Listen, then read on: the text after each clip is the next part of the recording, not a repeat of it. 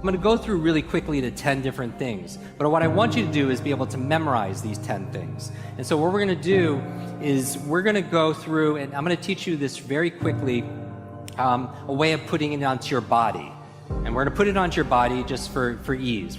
So I'm going to give you the 10 keys to having an ageless mind. Every single one of them you've either heard me say or you intuitively know that these are important. That's not the reason I'm saying it. The reason I'm saying it is to take knowledge and turn it into power, and I want you to take those ideas and have them have real impact. And what I want you to do is when I'm going through it, I want you to cycle through and on a piece of paper, rate yourself. On a scale of 0 to 10, how well am I doing in that category? 1/3 of your memory is predetermined by genetics and biology. Let's say 2/3 in your control. These are the 10 things I would focus on. So the first one is a good brain diet. Good brain diet. So on a scale of 0 to 10, what's an honest assessment? If you're honest and true to yourself, where are you on your diet? So we talk about the most important foods for your brain that are neurological, like protecting, neuroprotective.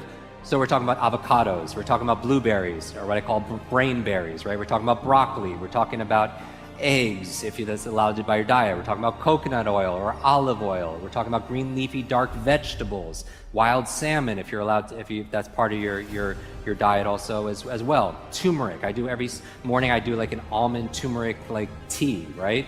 All these things are neuroprotective. Number 2, killing ants.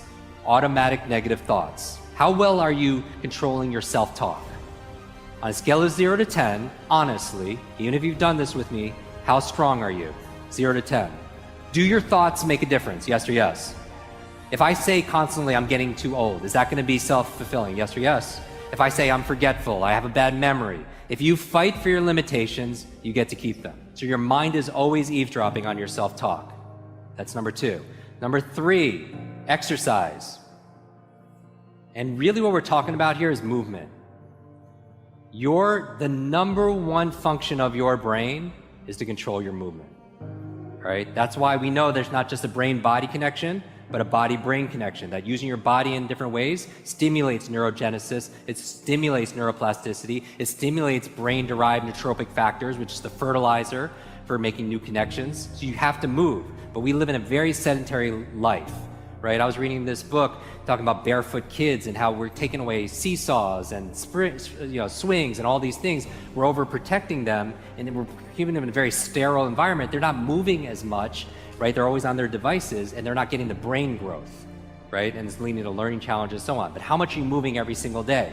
They say sitting is the new smoking, right? You do not want to sit 8 hours a day and just study. I'm going to go through the rest fast. Number 4, brain nutrients, brain vitamins.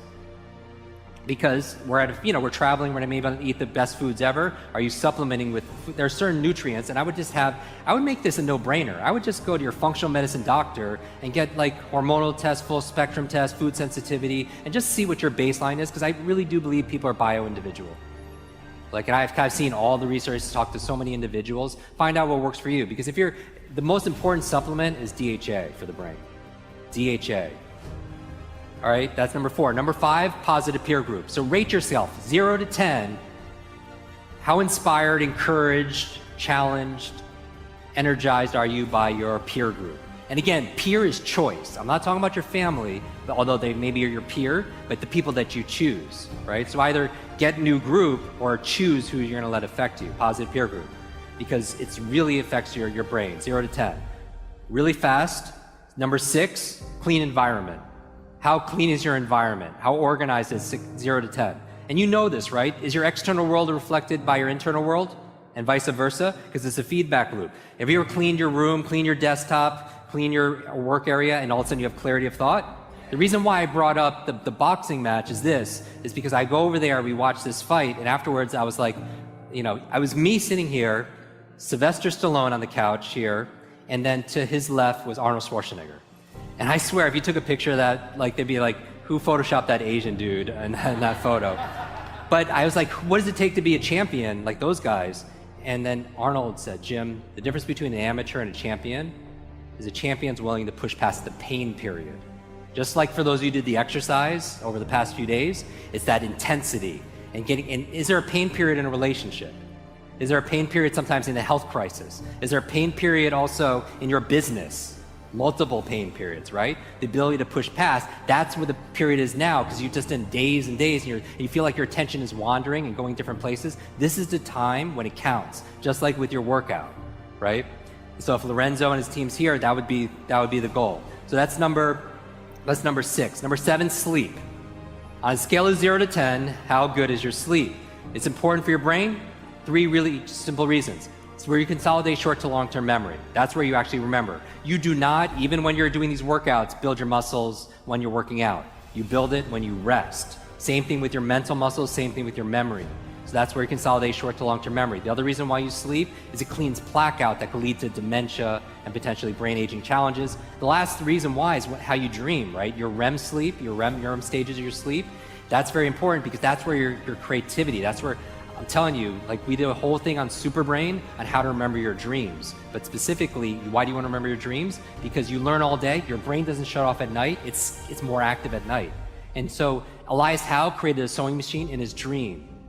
You know, Paul McCartney came out with the song Yesterday in his dream. Mary Shelley came up with Frankenstein in his dream. Periodic table came to a chemist in his dream. What are you dreaming about at night that could solve a lot of the problems in your business, in your life, but you forget it the next morning? That's why the first thing I do in my morning routine is remember my dreams. And 6 steps on how to do that we talked about in Superbrain. After that, sleep. 8, brain protection. Are you protecting your brain? And I'm not just talking about wearing a helmet in extreme sports. Yes, that's obvious. I've had a series of traumatic brain injuries and concussions and all those challenges. Yes, but I mean like things like EMFs. Like we did a podcast episode specifically talking about electromagnetic fields and how it's affecting the brain. Is it affecting the brain, do you think? Do you think it's normal? Do you think we evolved or are born to be able to handle all the electricity that's coming out of these smart devices? You know, I read recently that over 90% of kids sleep with their phones underneath their pillows, right? Not on airplane mode, right? So it's big challenge. We just did 2 videos on that. They have 4 million views in just a matter of weeks. You should watch those videos. EMFs, protect your brain. Number 9, new learnings. New learnings, meaning that you might have seen in longevity, this is a longevity conference, on the cover of Time magazine where was this study on nuns who were living 80, 90 and above. What was the secret to their longevity? Part of it was their emotional faith, gratitude. The other half, lifelong learners. These group of women were just learning every day, reading every day, having deep conversations, doing the work every single day. It added years to their life and life to their years. So always learning, and I'm preaching to the choir here. But I know for a fact, most of you could actually push it even more, all right? That's how you create neurogenesis and neuroplasticity. If you want to know the secret to having an ageless mind, neurogenesis says you could create new brain cells the day you die. Neuroplasticity is saying you can create new connections the day you die. The 2 most important factors outside of sleep that's going to promote neurogenesis, neuroplasticity, novelty and nutrition. Just like your body, you have to give it novelty or stimulus, and you have to give it nutrition and feed that muscle. Does that make sense? Same thing with your mental muscles. So novelty of movement, novelty of ideas. But most people, as we grow older, and I mean chronological age, we shut down because we feel like we know everything, right? So there's no novelty that's there. There's a Rumi quote that says, sell your cleverness for bewilderment. Like, when's the last time you felt bewildered? Remember, you don't have creativity or have focus or have a memory or have bewilderment or have love or have motivation or have energy. You do those things. You do energy, you do creativity, you do focus, you do bewilderment. So we're taking nouns, turning them into verbs, and we're taking a structure, a process, a strategy, and how you can replicate that at will. And finally, the last thing, number 10, stress management. And this is the invisible one, right? Nobody wants to talk about, but you're under how many people didn't realize how much stress they were under until they were like hanging out here on the beach? Because it's like fish, they don't see the water because it's there all the time. But we are under so much environmental stress, pollutants, environmental stress, emotional stress, work stress, cognitive stress, financial stress, and we don't realize that. But you don't get the best of the best out of that, right? It's good for fight or flight, sympathetic mode, but when you want to be able, it's not good if you need to think. If you're stressed, it doesn't help you study. When you're stressed, it doesn't help you give a presentation. When you're stressed, it doesn't help you perform cognitively because it shuts down cortisol, adrenaline, big parts of your brain. So stress management. So how are you managing your stress?